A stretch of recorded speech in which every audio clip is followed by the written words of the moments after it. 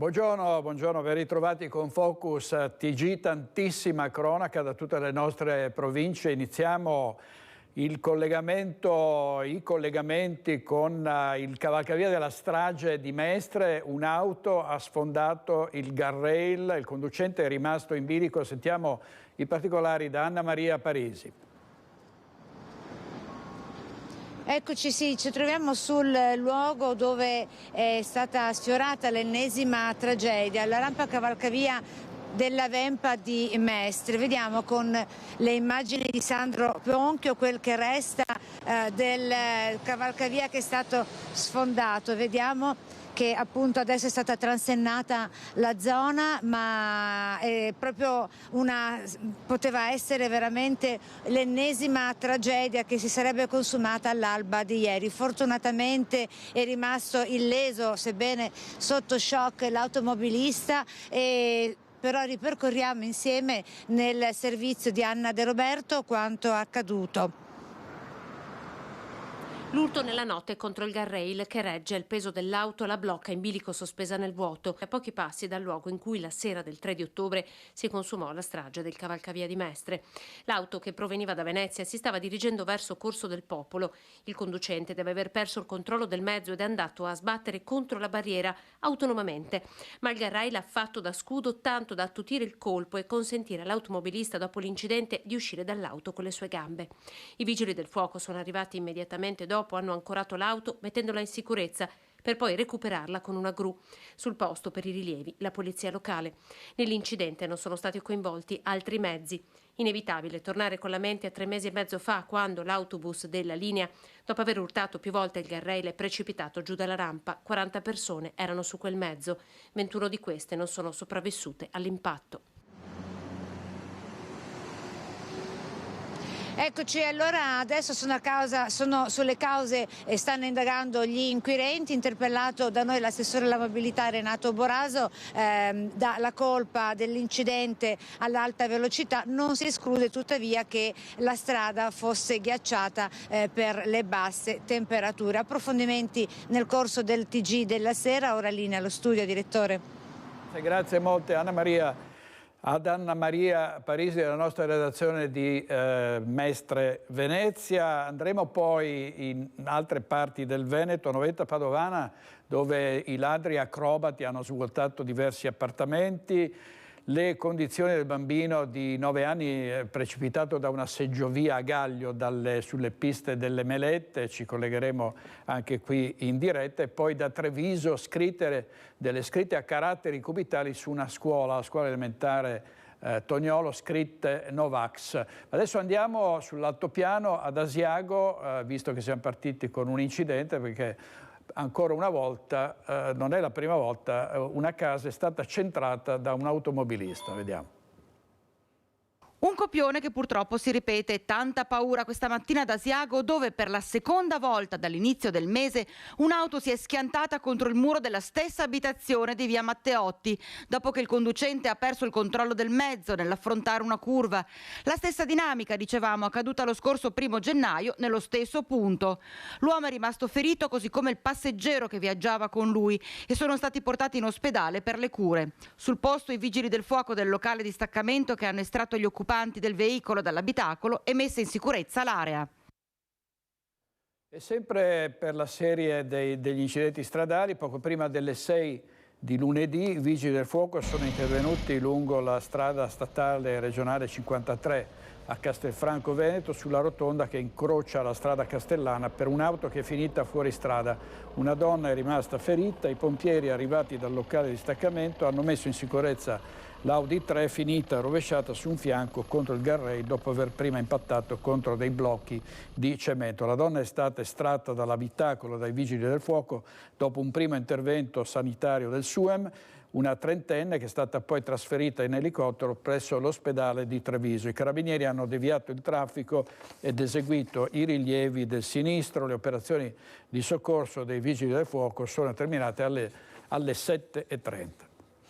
Ed è stata una domenica di sangue sulle strade del Vicentino, numerosi gli incidenti stradali. In 2 distinti episodi un uomo ha perso la vita mentre una donna è rimasta ferita. Un fine settimana costellato di incidenti stradali in provincia di Vicenza, il più grave ad Altissimo, dove un residente di 58 anni è morto, sbalzato fuori dalla propria auto finita in una scarpata. È accaduto verso le 11 in via Cero, quando la Peugeot 207 condotta dall'uomo, uscita autonomamente dalla sede stradale, è scivolata capitombolando per un centinaio di metri. Inutili gli interventi dei vigili del fuoco di Arzignano e dei sanitari del SUEM, che hanno trovato il corpo del conducente ormai privo di vita a decine di metri dal piano stradale. Nelle stesse ore circa una donna invece è rimasta ferita a Grisignano di Zocco. 2 auto si sono scontrate nei pressi dello svincolo per Vicenza Est in direzione Milano. Una posizione pericolosa, potenzialmente anche per le altre auto che stavano sopraggiungendo. Assistiti dai pompieri subito accorsi, entrambi i conducenti hanno ricevuto le prime cure sul posto dai medici del 118. La donna successivamente è stata trasportata al pronto soccorso dell'ospedale San Bortolo per ulteriori accertamenti. Servizio di Daniele Garbina. Adesso andiamo a Gaglio in diretta da Vanessa Banzatto, perché un bambino di 9 anni, come avrete sentito dai nostri telegiornali, è caduto da una seggiovia, si è procurato delle gravi ferite in gravi condizioni. A te la linea, Vanessa. Sì, buongiorno a te direttore, alle persone che ci stanno seguendo. E in effetti il bimbo di 9 anni del Padovano, che ieri è stato vittima di un incidente proprio mentre stava sciando, è successo, chiedo a Renzo Rigon se riesce a inquadrare, è successo proprio mentre il ragazzino si trovava su una di queste seggiovie, la seggiovia che porta, l'impianto che porta dalle Melette fino al Monte Longara, e il ragazzino pare sia scivolato da sotto la sbarra che appunto permette alle persone che salgono sulle seggiovie di restare ben ferme sulla seduta. Il ragazzino pare sia scivolato, è da capire ancora come possa essere successo, e è stato subito fermato l'impianto, è stata avviata la retromarcia per permettere che il ragazzino potesse tornare indietro ed evitare appunto che precipitasse nel vuoto. È stato preso immediatamente, proprio afferrato al volo dalla persona che lo stava accompagnando, solo che questa persona non è riuscita a tenere la presa fino alla fine, ha perso proprio il ragazzino, ha perso la presa del ragazzino, che è caduto sulla strada che state vedendo. Con me si trova Fausto Grimaldi, che è il caposervizio dell'impianto di risalita. Tra l'altro il ragazzino si trova proprio in questi momenti in sala operatoria al San Bortolo di Vicenza, dove è stato elitrasportato appena è stato recuperato proprio dai sanitari del SUEM dell'ospedale di Asiago, che è intervenuto immediatamente sul posto. Si diceva si trova in sala operatoria, ha riportato pesanti ferite, fratture al bacino, fratture agli arti inferiori, di conseguenza le sue condizioni sono molto serie. Fausto Grimaldi, buongiorno. Cosa può essere successo ieri? Può essere successo che magari in fase di assestamento, quando era non so, il poggiapiedi era abbassato e tutto, il bambino è scivolato. Cosa che non capita mai, però questa volta è successo. Direi che è una casualità, ma proprio è quasi impossibile. Sono seggiovie ultra collaudate e queste cose non capitano assolutamente. Però... Anche perché in una giornata come ieri saranno state tantissime le persone che hanno sfruttato questa seggiovia. Assolutamente sì, parliamo di 4-5 mila persone che hanno utilizzato questa seggiovia ieri, e sicuramente c'è stato un grosso flusso ieri di pubblico. Poi anche nei giorni precedenti non ho mai avuto problemi, anche la scorsa stagione, perché questo impianto è praticamente da febbraio dell'anno scorso che è in esercizio, nuovissimo, sì. Adesso lei tra l'altro verrà ascoltato dai carabinieri, perché ieri era qua quando è successo. Assolutamente sì, io mi trovavo dall'altra parte sull'altra seggiovia che è concomitante con questa, e al momento dell'accaduto ho sentito trambusto, sono corso di qua e ho visto che c'era il bimbo lì appeso a mezz'aria con questo signore che lo teneva, e poi non ce l'ha più fatta, l'ho lasciato andare purtroppo. Certo, una caduta di 8 metri circa, si diceva. Noi misurando il franco che c'è dalla seggiola giù sono 6 metri circa, sì. Sì, però quello che basta, insomma, perché il bambino ha riportato, abbiamo sentito, serie fratture al bacino e agli arti. Tra l'altro mi diceva fuori dal microfono, dalla telecamera, prima che c'è un'altezza precisa da rispettare per salire sulla seggiovia. Il ragazzino era superiore a quell'altezza. Probabilmente sì, l'altezza minima per salire da soli sarebbe 1,25 m più essere superiori ai 10 anni. Certo. Però nonostante tutto il maestro che ci aveva affidato ha fatto accompagnare da un adulto, anche perché essendo un principiante alle prime armi l'ha fatto accompagnare da un'altra persona adulta. Sì. Bene, adesso verranno presi provvedimenti, nel senso che la seggiovia potrebbe venire chiusa?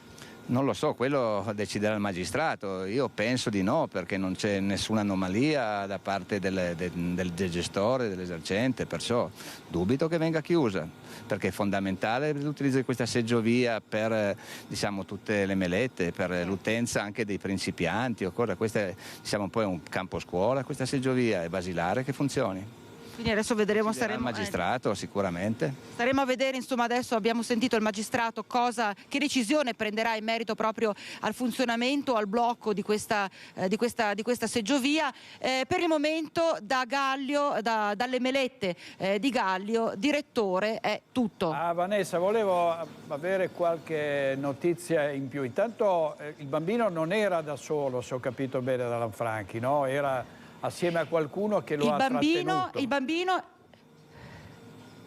Sì, come appena detto appunto Fausto Grimaldi, il ragazzino era assieme a questa persona, un accompagnatore, che appena ha visto che il ragazzino stava scivolando l'ha afferrato immediatamente, solo che non ce l'ha fatta a reggere, a tenere la presa fino alla fine. Possiamo ben immaginare anche... Credo vada così precisata, è che è caduto sulla strada, per cui ovviamente l'impatto sarebbe stato attutito dalla neve, invece cadere su una strada, sull'asfalto, sarà stata anche ghiacciata la strada peraltro, ma non era coperta di neve, quindi voglio dire è stato un impatto violento anche per questo purtroppo.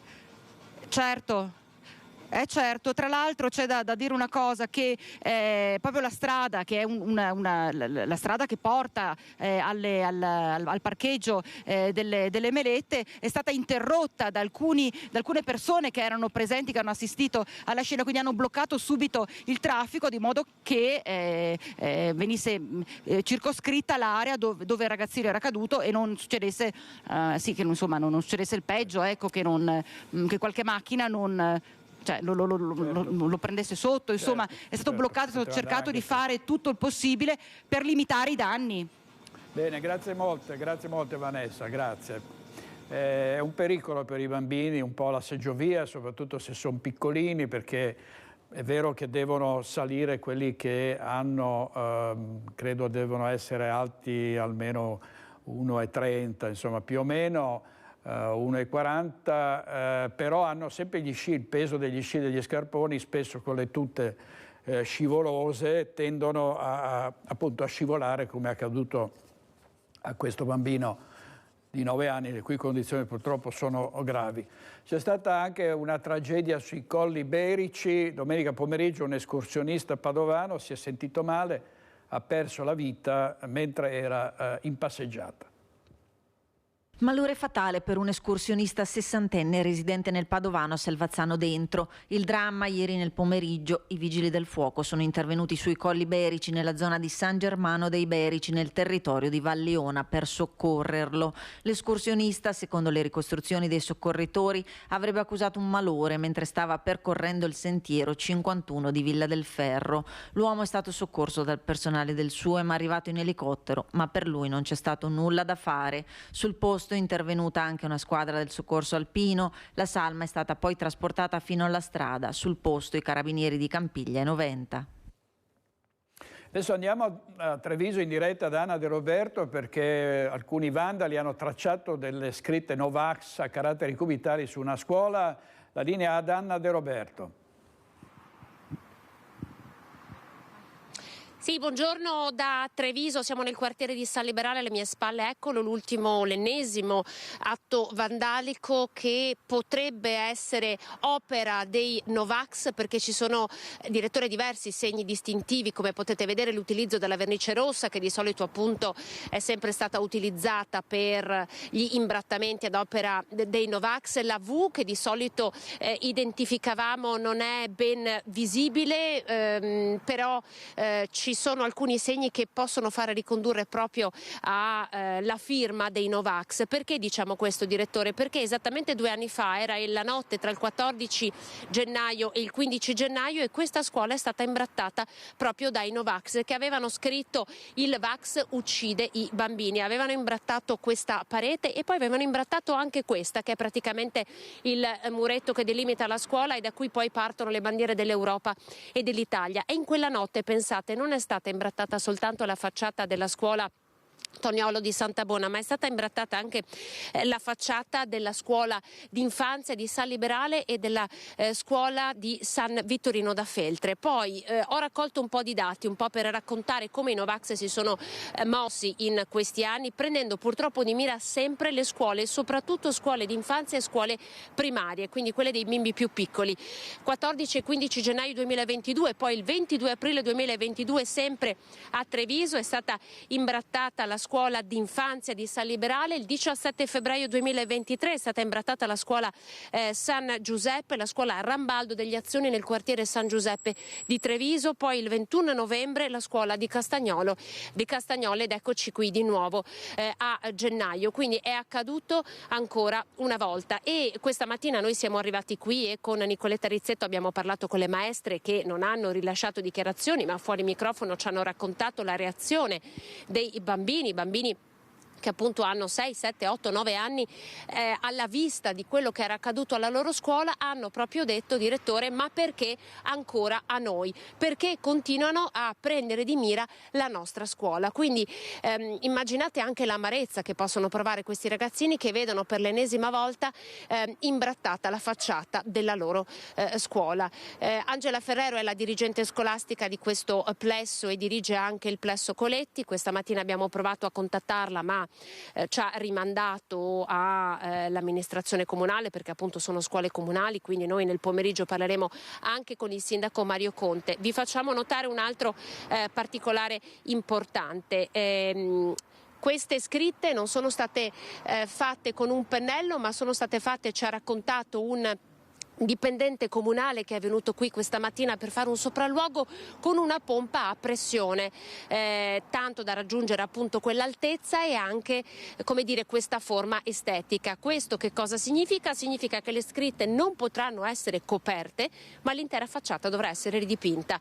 Quindi immaginate che cosa significa anche come costi per l'intera comunità. Quindi dovranno, per ripulire questa facciata, ridipingerla completamente. Ecco, quindi lo sdegno evidentemente, ma anche l'amarezza delle maestre, dei bambini e sicuramente dei genitori che tra pochissimo incontreremo qui davanti alla scuola per questo ennesimo atto vandalico che non porta a niente, non lascia messaggi se non tanta indignazione tra le persone che tutti i giorni vengono qui per imparare tante cose, tra le quali anche la civiltà. Direttore, da Treviso io restituisco la linea.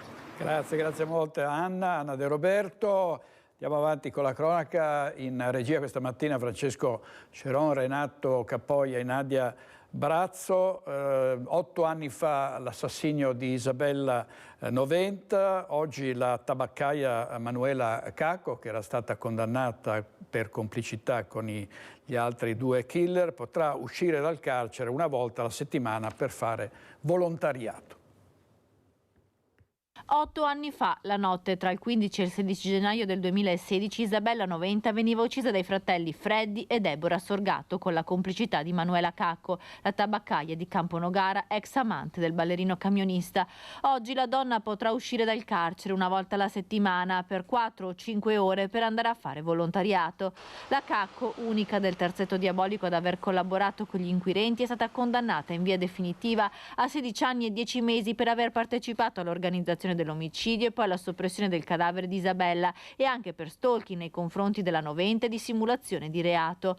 Manuela Cacco, la notte del delitto, si era anche prestata alla messa in scena camminando nelle piazze di Padova, indossando il giubbetto bianco di Isabella e fingendo di essere la donna per depistare le indagini. Manuela Cacco è rinchiusa da 8 anni nel carcere della Giudecca a Venezia. Ha scontato metà della sua pena, uscirà un solo pomeriggio alla settimana. Il suo avvocato però non esclude che più avanti possa anche iniziare a fare delle attività lavorative. La notizia della sua attività di volontariato arriva nel giorno dell'anniversario della morte di Isabella, il cui corpo non è mai stato ritrovato. Per la famiglia noventa si tratta di un nuovo dolore. Comunque la Cacco, anche lei ha deciso di uccidere mia sorella insieme agli altri 3, anche se non è stata l'esecutrice materiale, ma comunque lei aveva premeditato assieme agli altri 2 di uccidere mia sorella. Adesso la legge italiana purtroppo è questa e la accettiamo per quello che è, ha collaborato con la giustizia, allora gli hanno tolto 15 anni così, me la troverò in giro per strada, non so come reagirò, ma me ne farò una ragione. Comprensibile l'amarezza del fratello di Isabella. Ricorderete la Cacco incenò la passeggiata in centro a Padova indossando il giubbino di Isabella, sapendo che lì c'erano delle telecamere per far capire, per fare credere che fosse ancora viva, invece era già stata uccisa. Vediamo ancora a Padova, c'è stato l'accoltellamento in via Falloppio di un 26enne, è stata una 17enne a ferirlo in modo grave, ancora non si conoscono i motivi di questo episodio, al di là del fatto che l'accoltellamento è accaduto pare dopo una lite furibonda. Un nuovo giro di interrogatori per capire cosa sia accaduto, in attesa di ascoltare anche il 26enne gravemente ferito, ancora ricoverato in ospedale a Padova in terapia intensiva, seppur fuori pericolo di vita. Non si fermano le indagini dei carabinieri dopo l'accoltellamento avvenuto venerdì intorno alle 4 in questo appartamento di via Falloppio di fronte all'ospedale. In carcere da venerdì sera con l'accusa di tentato omicidio una 17enne che da qualche settimana aveva una relazione con lui, che al termine di una violenta discussione ha preso un coltello da cucina con una lama di 20 centimetri e lo ha colpito. È stata la giovanissima a fare le prime ammissioni ai carabinieri, che avevano portato in caserma lei con gli altri 2 amici presenti nell'appartamento, un 21enne, Giuliano Freda, e una 18enne. I 4 avevano passato la serata insieme in alcuni locali tra Padova e Vicenza, poi si erano ritrovati nell'appartamento di Freda, che in quel momento stava cucinando. È stato proprio lui con l'amica a chiamare i soccorsi. Qual è stata la causa di una lite tanto violenta da finire in questo modo? Questo stanno cercando di stabilire gli inquirenti. Una baby bull, la 17enne, che a luglio era stata identificata dalla polizia come una delle 4 giovanissime che in Prato della Valle aveva minacciato, malmenato, rapinato una coetanea colpevole di aver scambiato qualche messaggio con un ragazzo. Portata nel carcere minorile di Treviso, la 17enne a breve sarà sottoposta all'interrogatorio di garanzia. Il Mattino di Padova oggi pubblica in prima pagina le intercettazioni, l'audio della confessione di Bujar Fanday, l'assassino di Vanessa Ballan, che parla appunto dopo l'omicidio di quanto aveva combinato nei termini pubblicati dal Mattino di Padova. 10 ammonimenti per violenza domestica in appena 7 giorni, questi sono i provvedimenti disposti dal questore di Padova. In una settimana ben 10 provvedimenti di ammonimento per episodi di maltrattamenti e violenze avvenute nell'ambito familiare. È il bilancio dell'attività di prevenzione messa in campo dalla Questura di Padova in appena 7 giorni. L'effetto: Giulia Cecchettin. Un 40enne della provincia di Padova non sopportava il lavoro svolto dalla sua fidanzata 25enne. La donna lo ha lasciato, ma lui ha iniziato a minacciarla, arrivandolo anche a chiuderla in casa e costringendola ad uscire dalla finestra, tentando più volte di avvicinarla. Il questore ha così deciso per l'ammonimento sfruttamento, provvedimento adottato anche per un 48enne della provincia che non si era rassegnato alla fine della storia con la sua compagna e si era presentato a casa sua sferrando calci e pugni alla porta d'ingresso, perseguitando con messaggi la figlia della donna e il suo attuale compagno, a cui anche tagliati i pneumatici dell'auto. Ammonimento anche per un 40enne vicentino che lo scorso novembre aveva aggredito la compagna, una 50enne residente in via Palestro a Padova, allacciandole contro un tavolo da cucina. La donna, ferita al volto, era stata soccorsa da un vicino di casa che aveva allertato la polizia. Nel mirino della questura anche una donna di 46 anni romena che maltrattava il marito, un 57enne padovano che a fine dicembre è finito in ospedale dopo essere stato preso a morsi. Infine un 33enne vicentino residente a Padova con la sorella è stato ammonito per averla presa a pugni dopo una lite. Salgono a 9 i DASPO per gli scontri del dopo partita Vicenza-Padova, infatti sono stati denunciati altri 2 tifosi. Per gli scontri tra tifosi avvenuti dopo l'incontro di calcio tra Vicenza e Padova il 29 ottobre, la polizia ha denunciato altri 2 tifosi, uno vicentino e l'altro padovano. Per l'accaduto erano già stati denunciati all'autorità giudiziaria 7 tifosi, 3 di Vicenza, Arzignano e Chiampo, 1 reggiano, 3 tifosi padovani di San Giorgio delle Pertiche, Campo San Piero e Abano. Le ulteriori indagini della Digos hanno portato a identificarne altri 2 che sono stati denunciati all'autorità giudiziaria per i reati di rissa e interruzione di pubblico servizio. Nei loro confronti è stata avviata la procedura per l'emissione del DASPO da parte del questore di Vicenza. Al termine della partita, durante le fasi di accompagnamento degli oltre 1000 tifosi padovani dallo stadio all'area di sosta del casello autostradale A4 di Vicenza Est, alcune decine di tifosi locali travisati hanno intercettato il convoglio dei mezzi pubblici che trasportavano i supporter avversari, lanciando fumogeni, sassi e bottiglie che hanno causato danneggiamenti ai mezzi pubblici e l'interruzione temporanea del servizio di trasporto, nonché lesioni personali ad un autista e a un tifoso padovano.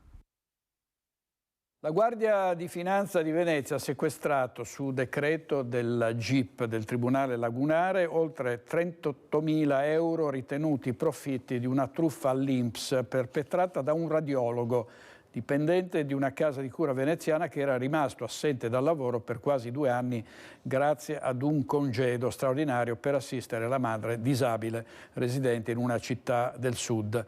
Le indagini eseguite dal Nucleo di Polizia Economico-Finanziaria di Venezia con pedinamenti, appostamenti, analisi di tabulati telefonici e di dati bancari ha portato ad accertare che l'uomo durante il congedo non avrebbe prestato assistenza alla madre ma avrebbe continuato a vivere a Venezia frequentando assiduamente locali pubblici e continuando a dedicarsi unicamente ad interessi e ad attività personali. Truffa del superbonus, i finanzieri del Nucleo di Polizia Economica Finanziaria di Treviso nell'ambito dell'inchiesta sulle truffe riguardanti il 110% posta in essere da società appartenenti al consorzio Casa Zero di Nervesa della Battaglia hanno concluso una verifica fiscale nei confronti di un ente coinvolto nella frode, appurando che per l'anno d'imposta 2021 non ha annotato ricavi per oltre 18 milioni di euro.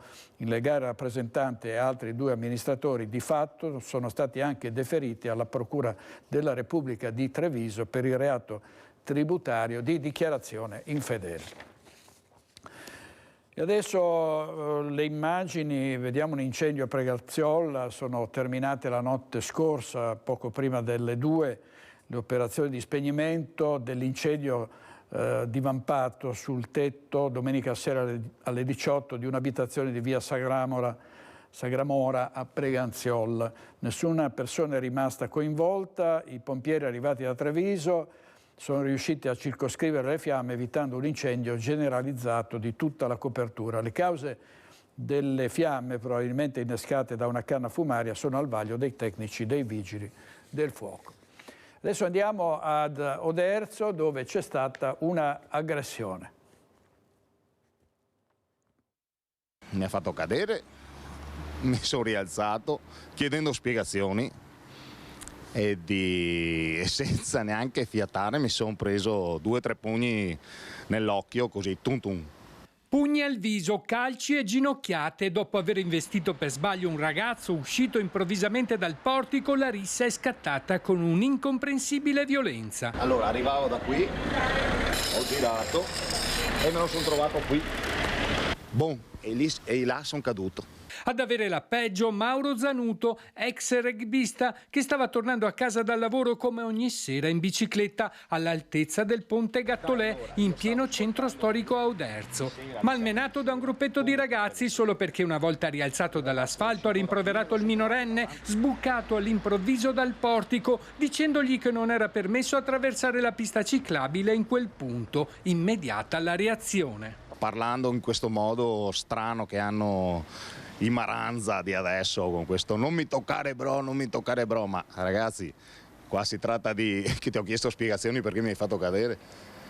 Ho ricevuto sti 2 o 3 pugni, l'ho bloccato, l'ho fermato chiedendo aiuto ai passanti che chiamassero i carabinieri. Ma almeno 4 ragazzi sono subito intervenuti percuotendolo per far scappare il loro amico. Lo hanno aiutato, mi davano qualche calcio sulla schiena, mi liberavano le braccia, ogni volta che tentavano, che lui riusciva a divincolarsi mi dava botte ancora, mi colpiva e io l'ho tenuto finché ho potuto. Nonostante le urla, le richieste di aiuto, nessuno è intervenuto. Un uomo ha visto tutto, ma è rimasto impietrito di fronte a tanta violenza. Mi fa proprio male è che nessuno abbia chiamato i carabinieri che sono a 100 metri. E i vigili a 80. Quando gli uomini dell'Arma sono arrivati, il gruppetto di teenager si era ormai defilato. Zanuto, medicato al pronto soccorso, ha rimediato 7 punti di sutura sopra l'occhio e 4 all'orecchio ed è stato dimesso con 1 settimana di prognosi. Li ho denunciati e appunto i carabinieri so che stanno facendo le loro ricerche, probabilmente so che hanno anche già qualcosa in mano perché nel mondo di adesso, in città e anche nelle cittadine come Oderzo ci sono telecamere un po' dappertutto, quindi probabilmente c'è già qualcosa. Servizio di Nicola Marcato, andiamo a Mignagola di Carbonera perché sono entrati in azione dei vandali e sono già scattate le prime denunce, potenziati i controlli dei carabinieri in quell'area. Sentiamo. Su Mignagola stiamo parlando di 5 ragazzi, su Carbonera un'altra decina di ragazzi che invito, se mi stanno ascoltando, a trovare un altro modo per divertirsi la sera, non danneggiando il patrimonio pubblico e nemmeno quello privato. Una panca da sedere presa dall'esterno e messa di traverso per bloccare l'accesso ai bagni dell'oratorio. Nella foto non è ben visibile, ma alcune piastrelle sono state rotte. Poi fuori quel che resta di un banchetto con bottiglie e cartacce gettate a terra. I resti di un pasto consumato sugli scalini, bicchieri di plastica, una confezione di merendine. È il giardino dell'oratorio annesso alla chiesa di Mignagola. I bagni che la parrocchia ha sempre reso disponibili a tutti, aperti H24, ma dopo questi ultimi recenti episodi ora sono chiusi e sono aperti solo in caso di attività. Le bande di ragazzini poi se la sono presa con gli sparti traffico di plastica presi a calci e buttati in giardini privati. Hanno danneggiato cassonetti, sempre di privati, e rotto un pezzo di recinzione con un tombino di ferro, oppure suonato i campanelli alle 3 di notte. A raccontare questi episodi il sindaco: le prime denunce sono partite, spiega esasperata Federica Ortolan. Alcuni soggetti sono ancora in corso di identificazione, tanti sono minori. Per quelli che hanno già un nome e un volto, il Comune ha scelto di provarci attivando un progetto educativo che affianca operatori professionisti ad alcuni giovani. Attualmente stiamo parlando di 3 ragazzi fondamentalmente che appunto stiamo cercando di farsi guidare, ecco, così. Non è facile perché appunto questo aggancio non sempre è accettato dal ragazzo, dalla famiglia. Alcuni hanno anche delle difficoltà familiari, scolastiche, che vanno a innestarsi in questa brutte abitudini, ecco, che hanno di sera, e anche cercare di farli focalizzare in attività che possono essere costruttive, lo sport. Auspico insomma che quelli più giovani abbiano delle menti ancora che si possono in qualche modo formare e possono capire insomma l'entità delle loro azioni. La sindaca di Carbonera intervistata da Anna De Roberto. Tra poco andremo in diretta a Noventa Padovana perché dei ladri acrobati hanno colpito, hanno razziato diversi appartamenti, ma intanto andiamo sempre nella Marca trevigiana, ladri in azione, furti sventati dai proprietari di casa che se li trovano di fronte.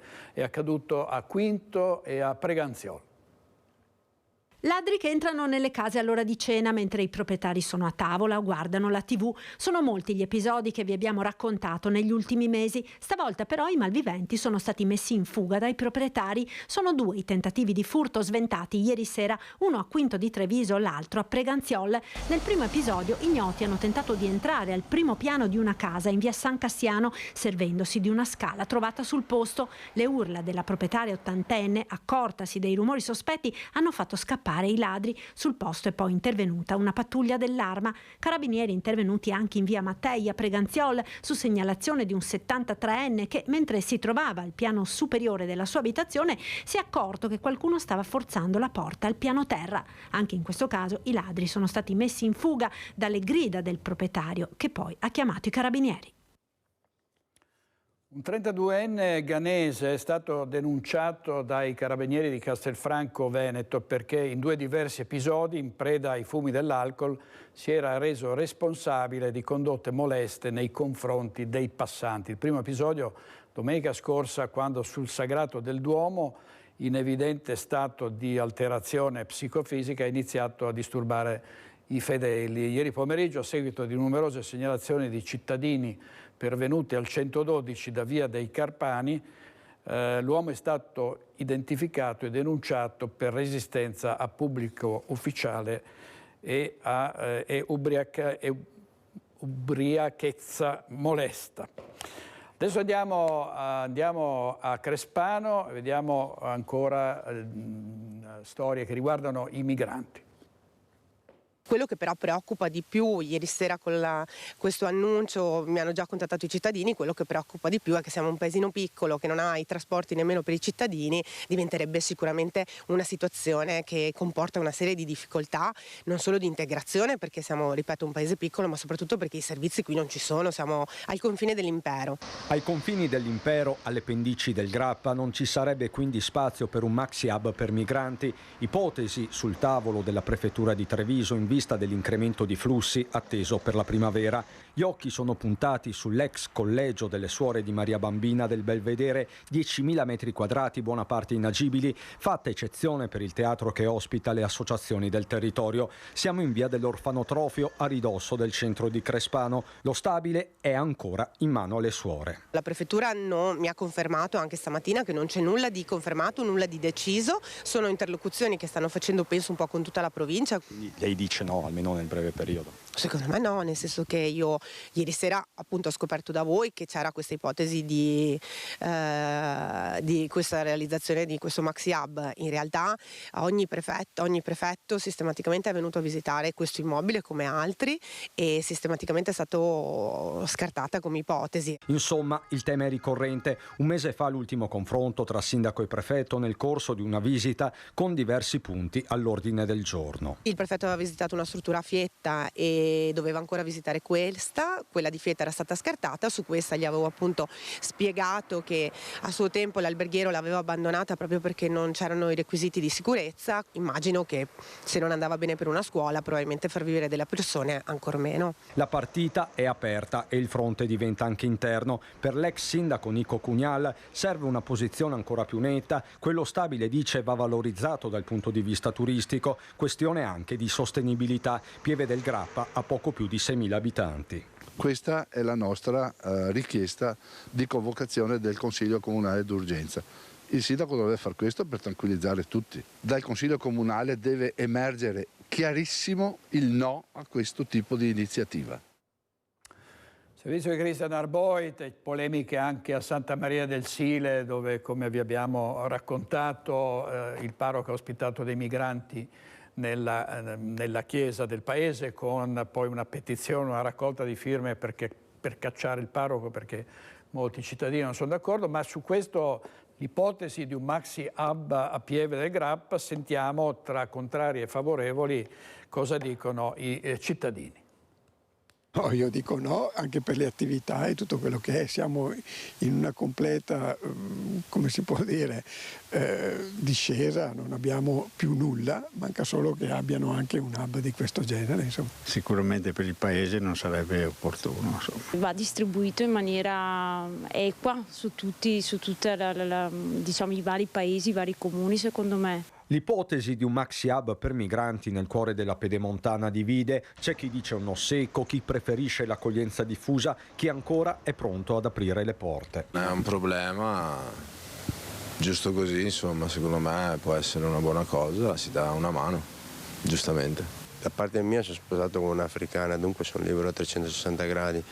È logico che ognuno deve avere il suo lavoro e il suo che per instaurarsi il meglio possibile nella comunità e tutto quanto. Lei non è assolutamente contrario a priori, diciamo, serve una sostenibilità di tutto. Esatto, anche quello, sì, importante quello. I migranti vanno accolti in un certo senso e vanno anche integrati. Quindi c'è una politica di accoglienza, una politica di valorizzare queste persone. Si sente dire che non trovano lavoro e naturalmente dovrebbero anche pagarli, però non sottopagarli continuamente. In un territorio manifatturiero, quindi, l'approccio per molti deve essere realistico. Lo dimostrano anche alcune storie. È il caso di Jimmy. Sono di Albania, vivo da più di 30 anni qua in Italia. Adesso alla cittadinanza? Sì, da 2 o 3 anni che ho la cittadinanza. Dove lavoro io ci sono dei migranti che lavorano tramite agenzie, 2 o 3, che fanno contratti a tempi non indeterminati. Ci sono. Agiri, residente anche lui a Pieve, è di origine kosovara. Io prendo cittadinanza italiana da 5 mesi fa. Io e mia moglie, io mi piace l'Italia, io ce l'ho un fratello in Svizzera, in Germania, io non vado. Per i migranti, volendo, il lavoro c'è. Sì, qua non differenza, qua non vedere se straniero o italiano. Se tu lavorare, il padrone non mette differenze. È bellissimo padrone, bellissimo, sì. Mobilitazione dei dipendenti delle poste a Mestre, sentiamo perché da Anna Maria Parisi in diretta. A te, Anna. Eccoci collegati con la sede della CGIL di Via Peschiera a Mestre con il delegato alle poste della CGIL Veneto, Marco Dauria. Buongiorno. Buongiorno a lei. Oggi il presidio della mobilitazione con tanto di fiaccolata alle 17:30, la sede delle poste di Via Torino. Perché innanzitutto, Dauria? Perché dobbiamo smuovere, l'azienda nel rispettare gli accordi che ha sottoscritto. Noi oggi chiameremo i lavoratori postali, ma tutta la cittadinanza ad un'iniziativa che coinvolgerà questa fiaccolata per smuovere il blocco della mobilità che c'è stato nel 2023, ma soprattutto per dare risposta ai tanti disagiati e precari all'interno di questa azienda. Ecco, sono 3.000 circa i dipendenti postali in tutta la provincia di Venezia, dove ci troviamo noi, per un ammanco, diciamo così, anche se non è molto bello, di oltre 500 unità. Che cosa significherebbe da questo punto di vista, dal punto di vista anche dei servizi che verrebbero forniti alla cittadinanza, questa privatizzazione per quanto riguarda l'utenza e poi per il personale stesso, che è già, vediamo, con questo ammanco di 500 unità? Il rischio è che si continui a generare una politica solo di gestione dei costi. Bisogna invece ricordare che Poste ha un'inclusività sociale, mette assieme le persone, mette assieme i territori ed è il primo presidio molto spesso dello Stato sul territorio. Il rischio della privatizzazione è quindi quella di ridurre questi servizi, che molto spesso sono quelli più richiesti dalle fasce delle popolazioni più deboli, quelli disagiati fuori sede, quelli paesi di montagna, quelli delle isole, e quindi noi ovviamente vogliamo contrastare questa operazione perché abbiamo bisogno di dare più servizi e non andare via dal territorio. Adesso il ministro Giorgetti ne sta valutando la fattibilità all'interno del DEF di quanto si sta parlando, in quale misura si sta parlando della privatizzazione dell'ente Poste rispetto alla percentuale già privatizzata. Oggi è già privatizzato il 35% e si parla di mettere sul mercato un ulteriore più o meno 30%, quello oggi di competenza del Ministero di Economia e Finanza, che significherebbe ovviamente dare una governance totalmente privata a questo punto. È il rischio che noi dobbiamo evitare questa cosa, perché il rischio di avere a che fare con un'azienda sempre più nelle dinamiche di privatizzazione e quindi di profitto si perderebbe, diciamo, il nesso con cui è nata Poste, cioè quella di connettere le persone, e molto spesso questo non significa fare profitto, ma significa esercitare un diritto di cittadinanza. Ecco, e da Mestre, dalla sede della CGIL, con il segretario veneto con delega alle Poste, Marco D'Auria, è tutto. Linea a te, direttore. Grazie molte Anna Maria Parisi, grazie. Vediamo i titoli, alcuni titoli del Corriere del Veneto. PNRR, chi è riuscito a driblare i tagli sui progetti? Palasport, cicabili, teatri e tante scuole. Antimafia, l'offensiva dei prefetti, in Veneto raddoppiano le misure interdittive, e poi l'ex ospedale di Soave sarà demolito dopo 20 anni, dal braccio di ferro sull'Imu al via libera della regione. Suez, il canale di Suez, container giù del 30%, piccole e medie imprese venete a rischio se il blocco dura. Torniamo alla cronaca nera. Avrebbe compiuto oggi 28 anni Andrea Soligo, il giovane papà di famiglia, morto 2 anni fa sul lavoro a Tezze sul Brenta. Oggi a Cairano gli è stata dedicata una panchina bianca, a scoprirla i figlioletti di Andrea. Invito i piccoli Nicolò, Talia, i bambini di Andrea e Chantal, la nipotina, a scoprire la panchina, e poi Don Roberto per la benedizione.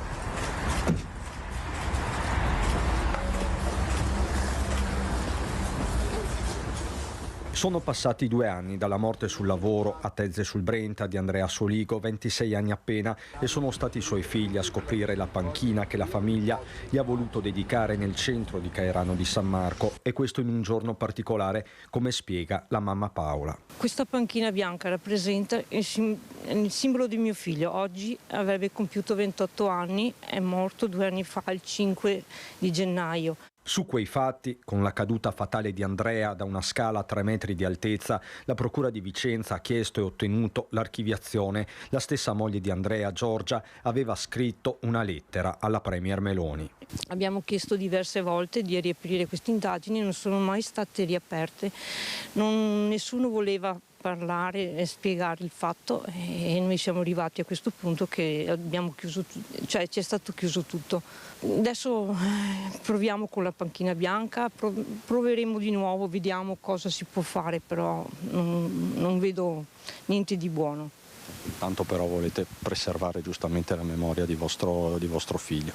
Esatto, intanto preserviamo la memoria di Andrea e poi vediamo cosa succede, anche perché lui aveva 2 bambini, per noi 2 bambini sono tutto. Chiedono del papà ovviamente. Sempre, loro vanno in cimitero, loro chiedono, oggi era il compleanno, hanno fatto tanti auguri al papà rivolti al cielo, speriamo che...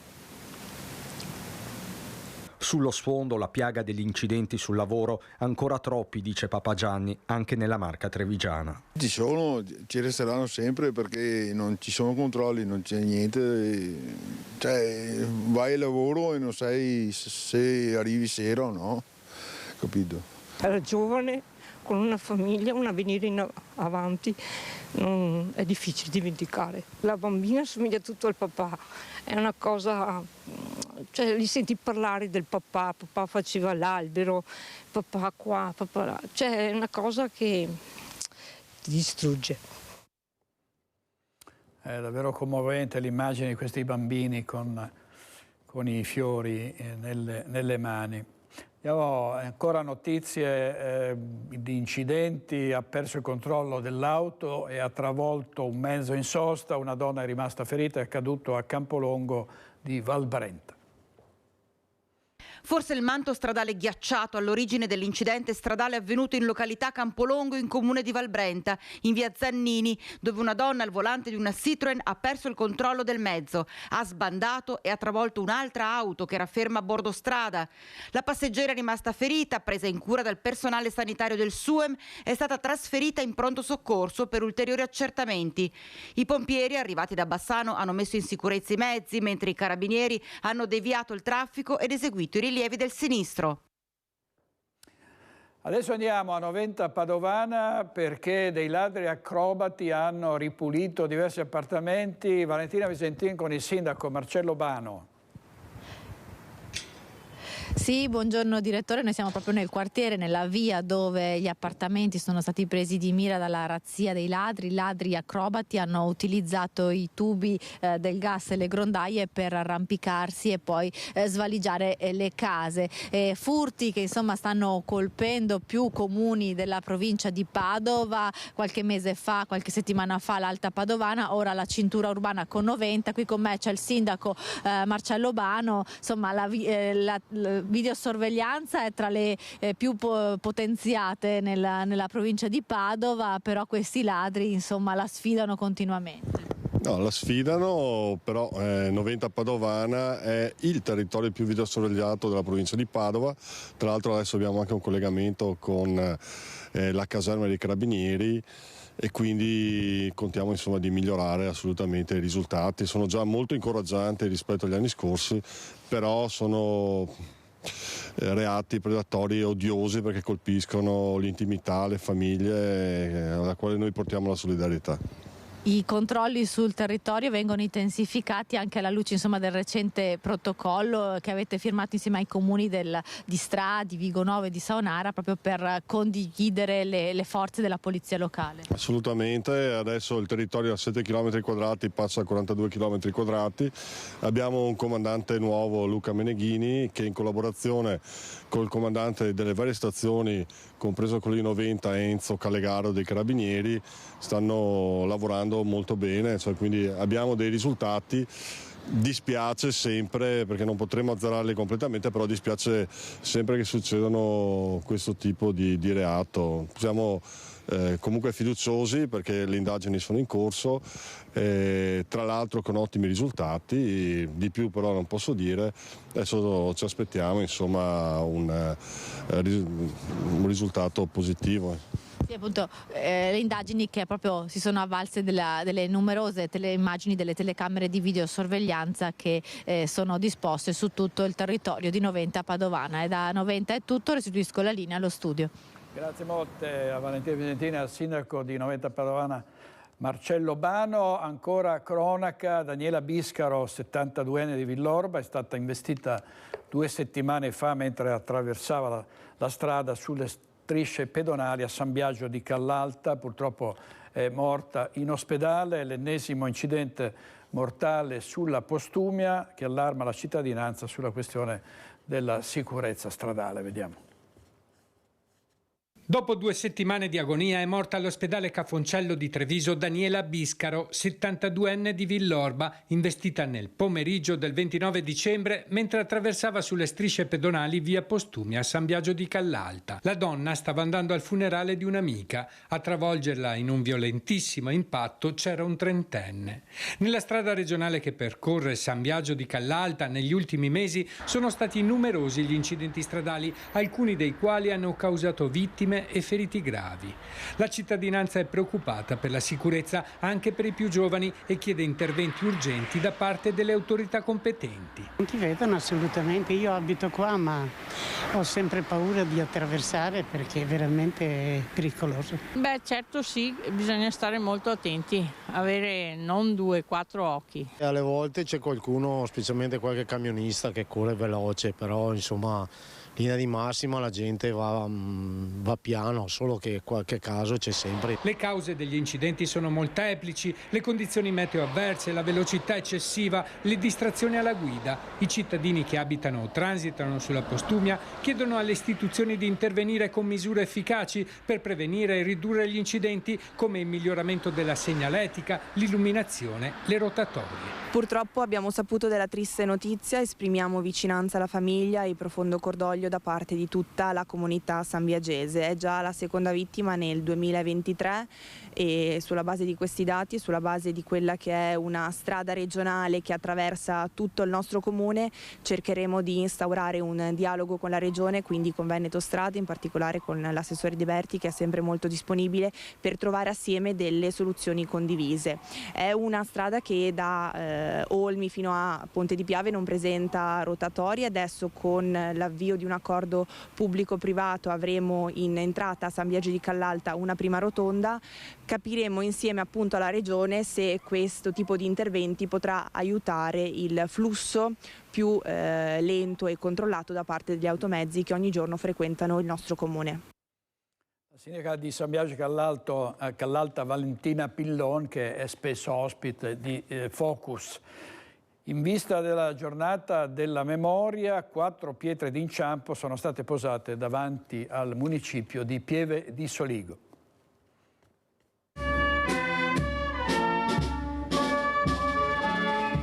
Pietre con una piccola targa d'ottone, inciso un nome, una data, un luogo che restituisce storia e ricordo di una vita perduta in un campo di concentramento. Con queste 4 pietre d'inciampo, Pieve di Soligo ha voluto oggi riportare a casa la memoria di 4 concittadini, 2 civili, 2 militari, deportati tra il 44 e il 45. Angelo Marinelli, Giovanni Padoin, Gregorio Salamon e Luigi Stella. Abbiamo riportato a casa la memoria di questi nostri 4 cittadini. Abbiamo anche scoperto che tante famiglie non sanno ancora dove sono sepolti o dove sono morti tanti familiari, quindi credo sia un'azione di civiltà e anche di umanità nei confronti delle persone che hanno perso la vita nei campi nazisti.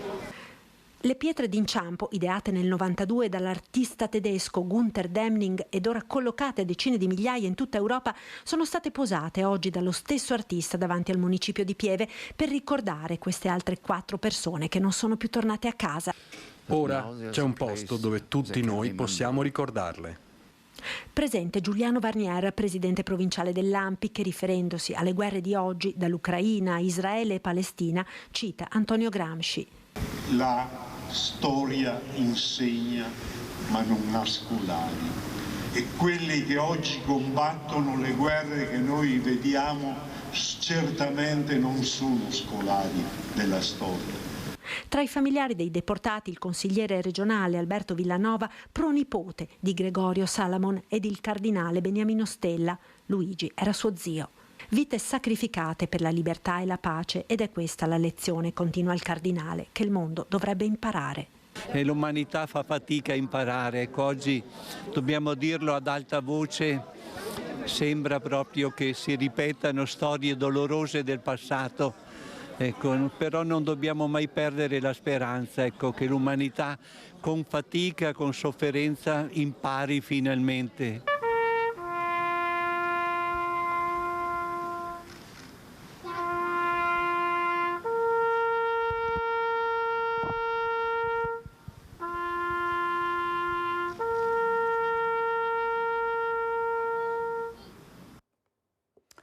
Torniamo a parlare della mancata intitolazione all'architetto Quirino De Giorgio. Dopo l'interrogazione in Consiglio regionale interviene anche il sindaco di San Giorgio delle Pertiche, Daniele Canella. Continua la polemica sulla mancata intitolazione a Quirino De Giorgio dell'Istituto Comprensivo di San Giorgio delle Pertiche e Santa Giustina in Colle. Una polemica nata dal veto che è stato posto in quanto l'architetto padovano non è stato ritenuto significativo dal punto di vista valoriale, vista la sua adesione al regime fascista. Una motivazione che però lascia perplessi i 2 sindaci dei comuni dell'Alta Padovana, dove sono presenti opere di De Giorgio, stimato architetto anche negli anni del dopoguerra. Credo che soprattutto in questi casi bisognerebbe avere dei criteri di valutazione oggettivi, ed è oggettivissimo il fatto che Quirino De Giorgio abbia assegnato in maniera positiva il territorio di San Giorgio delle Pertiche e anche quello di Santa Giustina in Colle, costruendo opere come il cimitero, il memoriale, come il Palazzo dei Toni, come le stesse scuole elementari di Santa Giustina in Colle, che sono opere uniche, sono opere d'arte che vengono apprezzate, che sono state inserite all'interno di libri di architettura e di storia e quindi ne hanno caratterizzato, ne caratterizzeranno anche nel futuro proprio l'identità territoriale. Quindi insomma, al di là di quello che può essere un passato di gioventù dell'architetto, io credo che il criterio oggettivo della valutazione non possa che essere il criterio migliore ogni volta, al di là giustamente dei paraocchi. Breve stacco pubblicitario e torniamo subito da voi.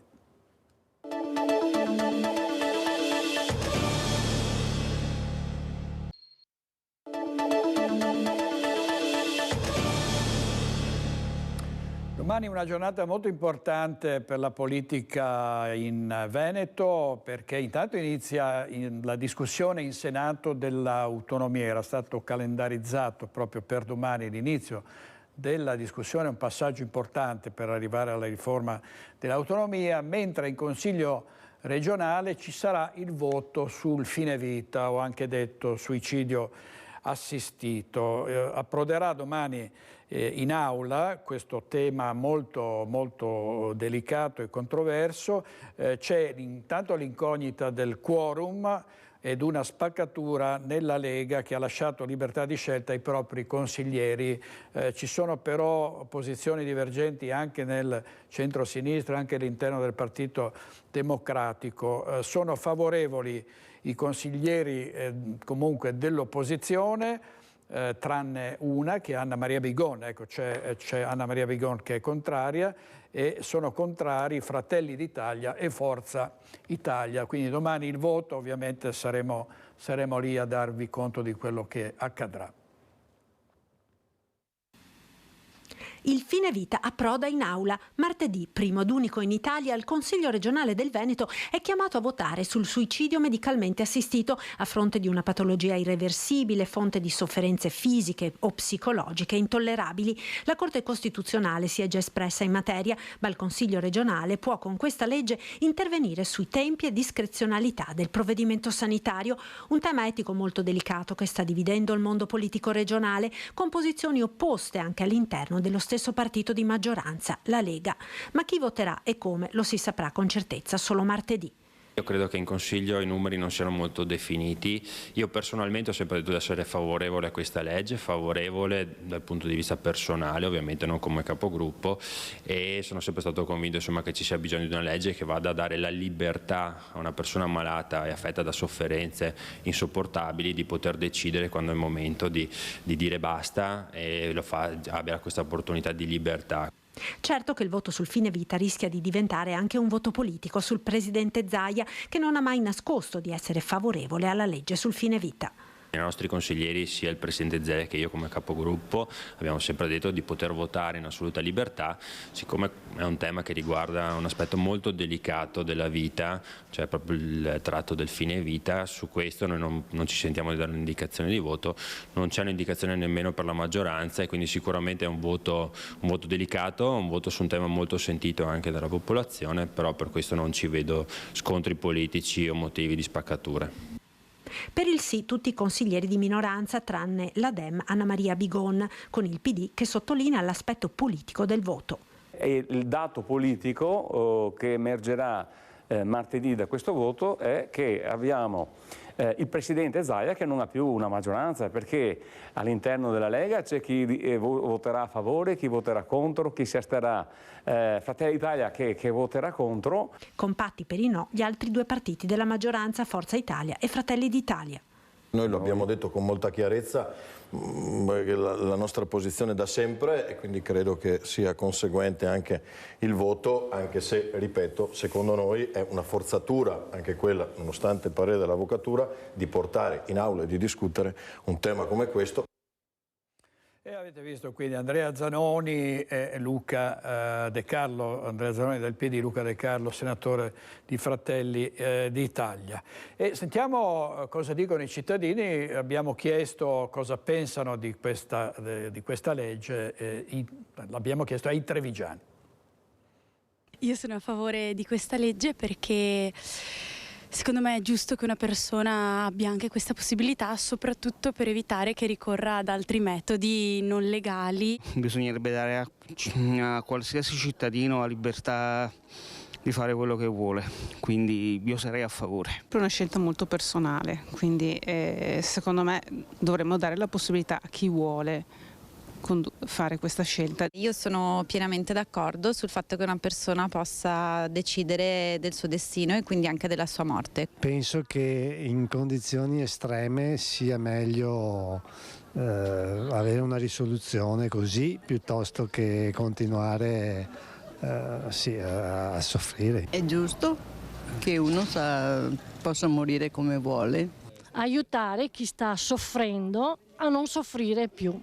Questo è il concetto che io penso, perché ci sono situazioni che vanno proprio accompagnate. Sono assolutamente contraria, anche perché non si può chiedere a un medico di uccidere, perché è questo di cui si tratta. E la sanità ha altri bisogni molto più urgenti, prima vengono quelli. In ogni caso, tutta questa teoria del fine vita, farla finita prima, non tiene conto della dimensione religiosa, che la vita continua.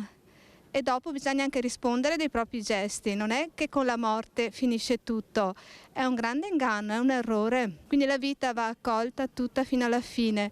Al massimo si possono accettare le cure palliative per alleggerire il dolore, ci sono. Ricordiamo appunto una legge che riguarda coloro che si trovano in condizioni ormai sono al limite, insomma, sono ormai destinati a morire, provano sofferenze indicibili e quindi secondo questa legge è giusto consentire a chi si trova in uno stato vegetativo terminale di poter decidere se proseguire a soffrire o a farla finita. C'è un caos tra i partiti in vista del voto delle europee, ma anche nelle regionali in Sardegna, perché ancora il centrodestra non ha scelto un candidato unico. Si parla di un negoziato per consentire poi di non candidare, così vorrebbe la Lega, l'attuale governatore Solinas, in cambio del terzo mandato da concedere a Zaia e gli altri governatori. Su questo sentiamo cosa dice Elisabetta Gardini, deputato di Fratelli d'Italia. Si parla molto di regionali, per il Veneto soprattutto di terzo mandato per il governatore Luca Zaia. Nello scacchiere della politica e soprattutto delle regioni sembrano muoversi dei tasselli che vedono incredibilmente unito il destino della Sardegna con quello del Veneto per i nomi di eventuali governatori. La questione del terzo mandato non è legato, ovviamente una questione legata alle persone, e bisognerà fare delle valutazioni. Noi vediamo che la più antica democrazia al mondo, quella americana per esempio, ha il limite dei 2 mandati. Ci sono delle valide ragioni che supportano un limite ai mandati.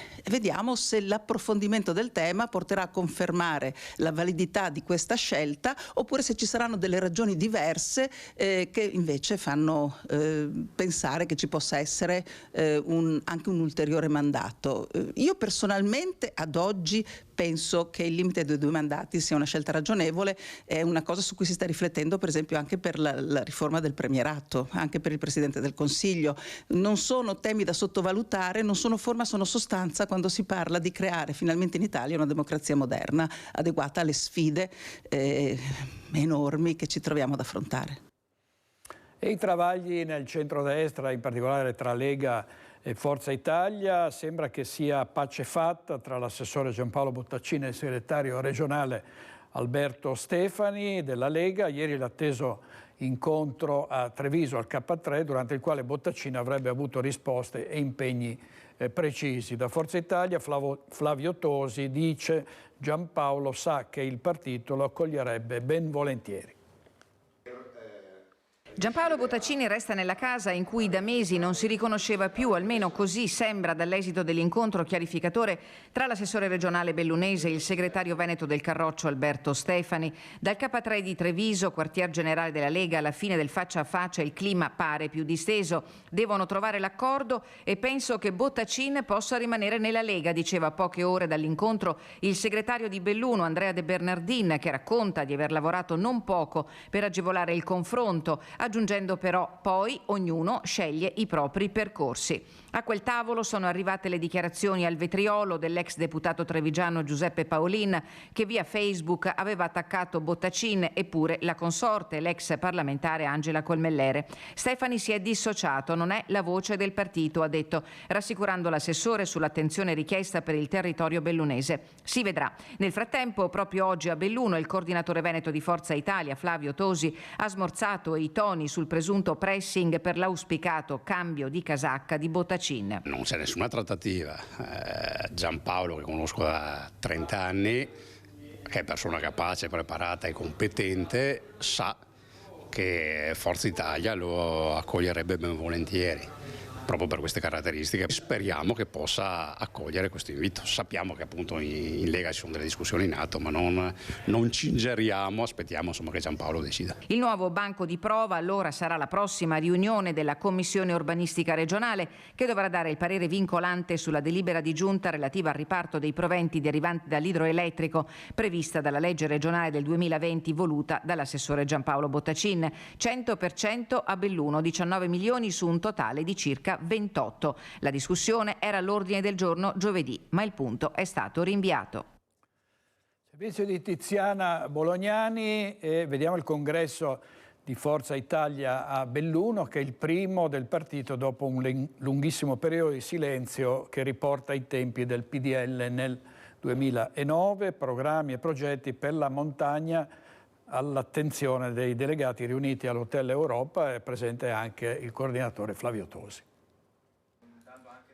Energia, carica e voglia di lavorare per il territorio, le parole d'ordine di una rinnovata stagione di Forza Italia anche a Belluno, un'agenda politica che guarda la montagna e ai suoi abitanti e quindi ai problemi che attanagliano il territorio più vasto del Veneto e alle risposte che i cittadini richiedono. La legge sulla montagna sicuramente è una di queste, ma anche l'autonomia che può e deve dare slancio alla regione e alla provincia di Belluno per fare in modo che le persone, soprattutto i giovani, scelgano di vivere nel nostro territorio. C'è poi l'annosa questione viabilità, con la necessità di un asse viario che guardi verso nord per fare di Belluno l'anello fondamentale del collegamento fra Venezia e l'Europa. E su questo dobbiamo assolutamente lavorare insieme anche ai collegamenti intervallivi per fare in modo che le persone possano spostarsi più agevolmente all'interno del nostro territorio. Attesissimo il coordinatore regionale Flavio Tosi, che la scorsa estate in città presentò le new entry nel partito, che ambisce alla doppia cifra ai prossimi appuntamenti elettorali europee e amministrative, ma che non disdegna l'apporto prezioso delle civiche. A livello comunale le liste civiche, massimo rispetto, rimangono radicate col loro nome sul territorio,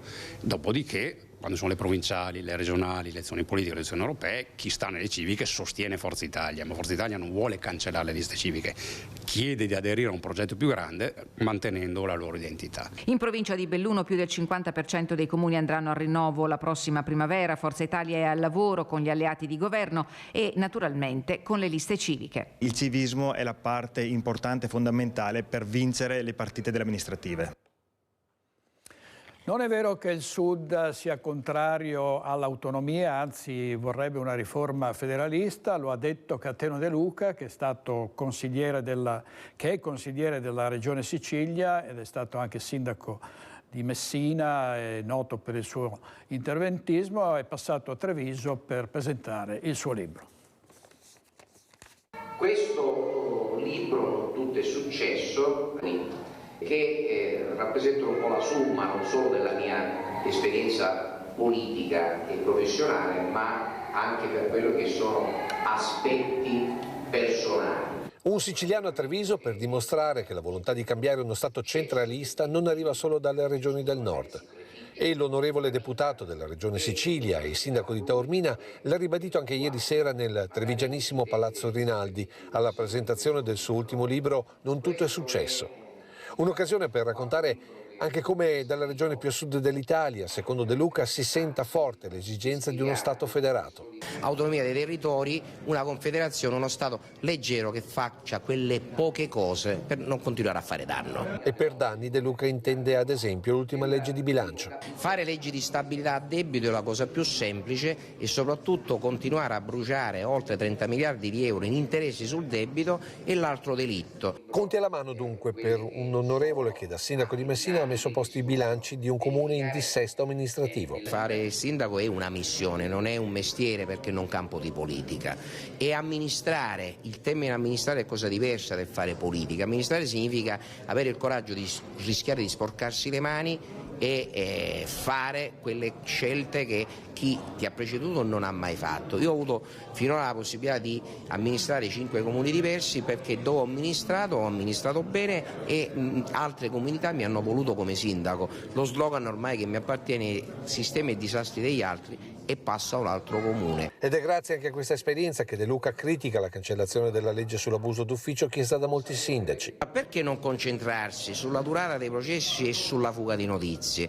Perché un processo per abuso d'ufficio non deve durare massimo un anno, per cui tu mi indaghi, fallo, però poi mi devi dire in tempi reali e quindi quello diventa la vera rivoluzione se sono colpevole o se invece hai preso un abbaglio. Insomma, tanti temi che accomunano le diverse regioni italiane, dove, nella visione di Cateno De Luca, una rete di coalizioni civiche al posto dei partiti può governare un'Italia federata.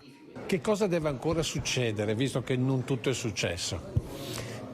Cateno De Luca, presidente della regione siciliana, è ispiratore di un progetto autonomista e federalista che metta assieme in una rete nazionale tutto il civismo, tutto il movimento civico e autonomista che c'è in tutta Italia e avere finalmente al Parlamento nazionale dei gruppi che sono espressione del civismo e dell'autonomia autentica dei territori che vogliono portare avanti il principio ciascuno comandi a casa propria. Una notizia pubblicata dal giornale di Vicenza, un incidente d'auto per il governatore della Calabria Occhiuto, l'assistente vicentina Veronica Rigoni in prognosi riservata. Il governatore di Forza Italia viaggiava sulla A2 quando l'auto ha sbandato e urtato un muretto. A bordo con lui Veronica Rigoni, ex consigliere comunale di Creazzo. È grande il dolore a Piove di Sacco per la morte di Alessandro D'Angelo, 56 anni, era un poliziotto dell'anticrimine in servizio a Padova, oltre che segretario generale del SIAP della provincia. Colpito a fine novembre da un ictus e da un infarto, non si era più ripreso ed è mancato sabato in ospedale. Laureato in teologia e in psicologia, Alessandro D'Angelo era diacono permanente. Nel 2020 era stato nominato Cavaliere della Repubblica. Tantissimi in queste ore messaggi di cordoglio da parte delle tante persone che lo conoscevano e gli volevano bene. Il funerale di Alessandro D'Angelo sarà celebrato domani alle 15 nel Duomo di Piove di Sacco. Andiamo in pubblicità, altri 2 minuti e poi torniamo.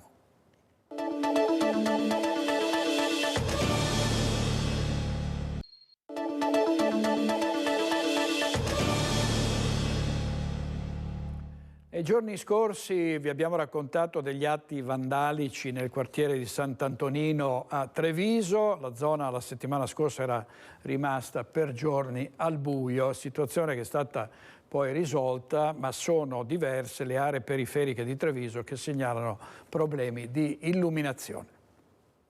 Via Foscarini, via Morosini, via Tiepolo fino a piazza Mozzato sono le strade che la settimana scorsa sono rimaste per 5 giorni senza illuminazione.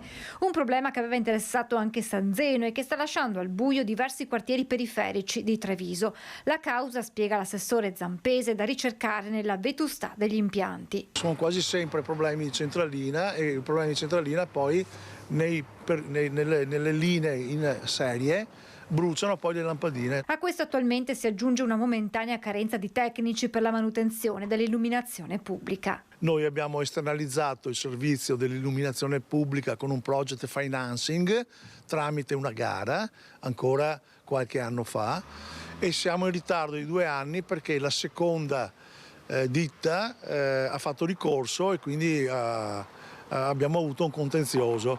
Poi la prima, A2A con Eurogroup, ha avuto la certezza di avere l'affidamento che verrà fatto al massimo nel mese di marzo. Da marzo dunque partirà quella che Zampese definisce una rivoluzione nell'illuminazione. Con il project financing, con i privati che prenderanno la gestione dell'illuminazione pubblica, andremo a sostituire e a fare gli impianti invece in serie, quindi gli impianti moderni, e quindi non avremo più o avremo ridotto di moltissimo tutti questi guasti che adesso abbiamo, ripeto, non solo a Sant'Antonino ma in tutto il circondario, soprattutto periferico. Stiamo a Treviso, dove manca una settimana alle prime sfilate dei carri di Carnevale, allora siamo andati a curiosare tra maestri, capicarro e gruppo di ballo coreografico lungo il Sile a Sant'Angelo. Quest'anno noi abbiamo 140 iscritti, l'anno scorso 100, quest'anno 140. Un esercito? Tantissimi, sì. È un piccolo esercito quello che si muoverà con il carro allegorico del quartiere trevigiano di Sant'Angelo. Tanti figuranti, ma molti anche dietro le quinte, o meglio sotto fogli e fogli di giornale che sono diventate queste figure di cartapesta. Quanta carta serve? Quanti giornali? Una camionata. E dove trovate questi giornali? Io vado in giro per i bar. Te va a fare la carità dei giornali? Esatto. A scherzare con noi è uno dei maestri della cartapesta lungo il Sile. Tanti i fine settimana passati a tagliare, saldare, incollare e dipingere, per non dire le rigide sere e le notti a cavallo di Capodanno, pur di terminare quelle che sono delle vere e proprie opere d'arte. È un'aspirazione ancora di mio papà, ancora 30 anni fa che ha fatto i carri. Una passione che si tramanda da generazioni e che parte ogni anno in estate con l'idea che si concretizza tra reti saldate, pannelli di trucciolato, ma soprattutto stantuffi, motori e marchingegni vari per far muovere i protagonisti in cartapesta. Stupisce che in realtà non ci sia un vero e proprio progetto, ma che l'idea si concretizzi un po' alla volta, come una vera e propria opera d'arte. Ho passione, divertimento, tutto sommato, è una passione. Qui ognuno ci mette del suo, come le luci che vi facciamo vedere solo in parte per non svelare tutto subito. Francesco, so che non dobbiamo spoilerare il carro, però qualcosa ce lo fai vedere. Ci fai vedere? Vediamo. Attacchi le luci? Sì, esatto. Attacchiamo le luci sono accese. Qualche luce. Qui, come per gli altri gruppi allegorici, la riservatezza sulla costruzione dei carri è assoluta. La concorrenza con gli altri carri? Non c'è concorrenza, Attenzione perché questo carro si chiama Pinocchio, mi pare. Può essere. Quindi fino all'ultimo tutto nascosto anche per la nostra telecamera. O quasi. Noi non possiamo far vedere la coreografia perché è segreta assolutamente. Ma intanto come ve la inventate la coreografia? Allora, le coreografie sono il frutto di fantasia di tutti questi meravigliosi volontari. Ma chi ve lo fa fare? La voglia di stare insieme. Salutare! Bel servizio di Lucio Zanato e l'11 febbraio in Prato della Valle a Padova torna l'appuntamento con la sfilata dei carri allegorici. Sarà la piazza più grande della città a ospitare l'11 febbraio la sfilata di carri allegorici che per Padova sta diventando un appuntamento tradizionale. In Prato della Valle, con partenza alle 14:30 dal Lobo di Santa Giustina, le statue dell'Isola Memmia saranno mute testimoni della parata di carri giunti dalle province di Padova e Venezia. Si tratta di un'altra occasione per valorizzare la splendida cornice di Prato della Valle, che quest'anno sarà protagonista di molti grandi eventi, quelli tradizionali e nuovi appuntamenti, come ad esempio il Giro d'Italia in primavera, il commento dell'assessore agli eventi Antonio Bressa. Ogni carro compirà 2 giri dell'anello dell'isola a Passo d'Uomo, accompagnato da musica e da centinaia di ballerini e figuranti in costume. Al carro vincitore sarà assegnato da una giuria formata anche da alcuni mastri carristi professionisti di Vo il premio Gallina Padovana d'Oro 2024. Ed è stata una domenica da ricordare per l'atletica padovana, in particolare per la novantenne Emma Maria Mazzenga, classe 1933 e quindi novantenne, che ha battuto il record mondiale master sui 200 metri.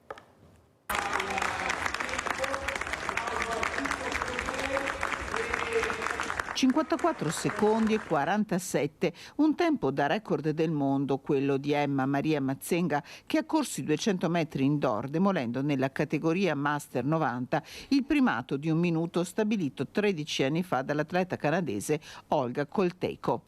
Nata il 1 agosto 1933, 90 anni compiuti, Emma Maria Mazzenga arriva da 4 mesi di stop per una frattura. Nonostante tutto, con grande volontà, ha ripreso quasi subito a fare movimento, tornando a indossare le scarpette chiodate solo un mese fa. Una passione la sua per l'atletica iniziata ai tempi dell'università. Insegnante di scienze al liceo, 2 figli, la novantenne sprint ha ripreso l'attività agonistica a 53 anni e non si è più fermata, battendo record su record. Ad oggi la velocista padovana detiene 2 primati mondiali, 6 primati europei, 28 migliori prestazioni italiane di categoria. Nella sua carriera master ha vinto 21 titoli mondiali, 50 titoli europei, 113 titoli italiani. Emma, che per non farsi mancare nulla vive in un appartamento al secondo piano senza ascensore, non si fermerà qui e guarda già i prossimi impegni, compresi gli europei di Torun in Polonia.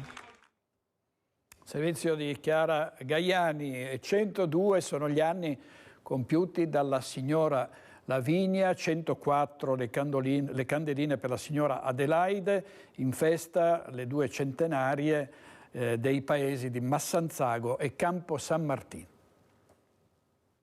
Classe 1922, ma ancora in gamba, la signora Lavinia Fasolato Ghion, che è zeminiana di Massanzago, ha spento le sue prime 102 candeline, festeggiata dai 4 figli, da 7 nipoti e da 9 pronipoti, trovando anche il tempo per offrire un caffè per l'importante compleanno al sindaco e al parroco del paese. 2 candeline in più per Adelaide Contin, che a Busiago di Campo San Martino ha tagliato il traguardo dei 104 anni. Orfana di mamma a soli 6 anni, Adelaide era sposa a 17, occupandosi per decenni dell'azienda di famiglia che produceva scope di saggina. Con lei hanno fatto festa i suoi 10 figli, i 26 nipoti, i 46 pronipoti e i 13 bimbi, di cui è trisnonna. E chiudiamo con Vo Euganeo, il paese tristemente celebre per il Covid. Da lì esplose la zona rossa, la pandemia da Covid, e lì ci fu tra l'altro la prima vittima. Oggi è stata invece riportata letteralmente alla luce la stele che ricordava Orlando Calaon, ucciso dalle Brigate Nere nel 1944. Pulire per non dimenticare, questo è l'obiettivo di volontari che sabato mattina hanno sistemato il monumento dedicato tra i vigneti di Vo a Orlando Calaon. Aveva solo 30 anni, moglie e figli, quando una scarica di mitra sparata da una squadra di camicie nere lo uccise mentre tentava di fuggire. Era il 16 luglio 1944. In sua memoria era stata eretta questa stele in trachite posta sull'inutile via di fuga percorsa dall'agricoltore che tutti chiamavano Orlandino, che negli anni era stata coperta e nascosta dalla vegetazione e dall'incuria, fino a quando la mano pietosa di un gruppo di cittadini ha pensato di riportarla completamente alla luce.